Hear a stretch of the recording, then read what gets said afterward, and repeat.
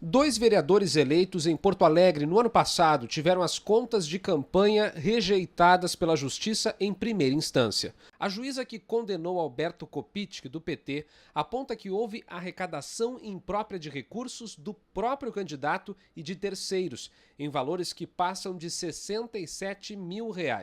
Segundo a sentença, está longe de ser um valor ínfimo ou aceitável, tanto em termos financeiros quanto percentuais. A quantia equivale a 27% do orçamento do candidato.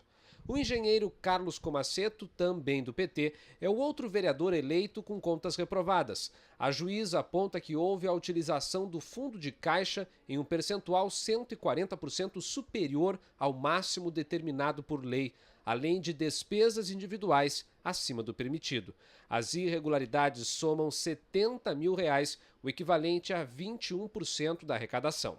Os vereadores preferem não gravar entrevista, mas o presidente do PT municipal explica a posição dos colegas. Eu tenho esses dois vereadores na mais alta conta. As informações que eles me passaram é que são problemas contábeis a serem resolvidos tecnicamente. A lei indica que nos casos de arrecadação ou gastos ilícitos durante a campanha, o Ministério Público ou os partidos podem mover uma ação contra o candidato em até 15 dias após ele assumir o mandato. Após uma investigação judicial, se as irregularidades forem confirmadas, o eleito pode ser cassado. No entanto, os promotores eleitorais de Porto Alegre não entraram com nenhuma ação e agora não há mais tempo. Para este advogado especialista em direito eleitoral, houve uma omissão da promotoria. Eu acho que é sumamente grave.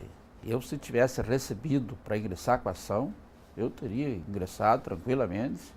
Eu acho que as probabilidades de êxito seriam bem grandes. Me surpreende, mas que é de omissão, tranquilamente. Isso não pode, não deveria, não pode, numa situação que nós estamos passando hoje, na esfera política e nacional, tem uma atitude dessa aí. Também consultamos o ex-presidente do Tribunal de Justiça do Rio Grande do Sul e do Tribunal Regional Eleitoral, Léo Lima, que aceitou falar em tese com base na legislação. O desembargador aposentado explica que a lei indica um caminho natural, que é a representação do Ministério Público contra o candidato com contas reprovadas. A lei já traçou o caminho.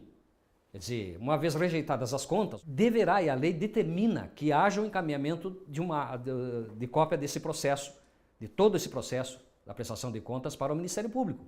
E ele, então, examinando, tomar as medidas cabíveis com base nas provas que foram colhidas. Se ele se convenceu que há pelo menos indícios, ele, então, promoverá essa medida. O ex-presidente do TRE reforça que a investigação judicial permite identificar com segurança se há ou não uma irregularidade que justifique a cassação. Tudo isso aí serviria de base para essa investigação. Não apenas a prova cabal.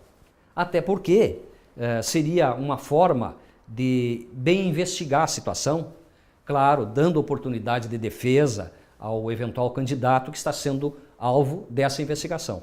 Tá?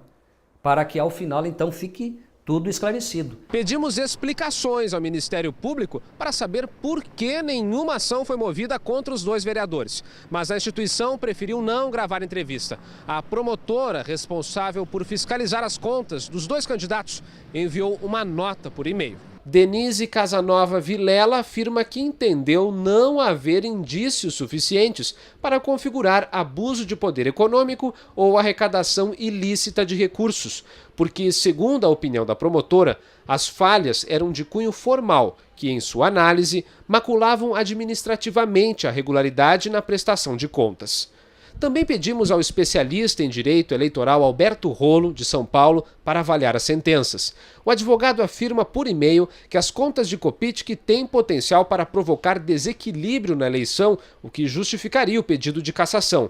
Escreve ainda que o parquet, termo jurídico para designar o promotor, agiu em desacordo com a legislação. No caso de Comassetto, o advogado entende que a sentença não descreve os fatos que causaram a rejeição das contas, portanto não há base para pedido de cassação por falta de justificativa. A bancada do PT é a segunda maior do Legislativo Municipal, com 5 vereadores. Se 2 tivessem sido cassados, haveria uma mudança na configuração e nas forças políticas da Câmara.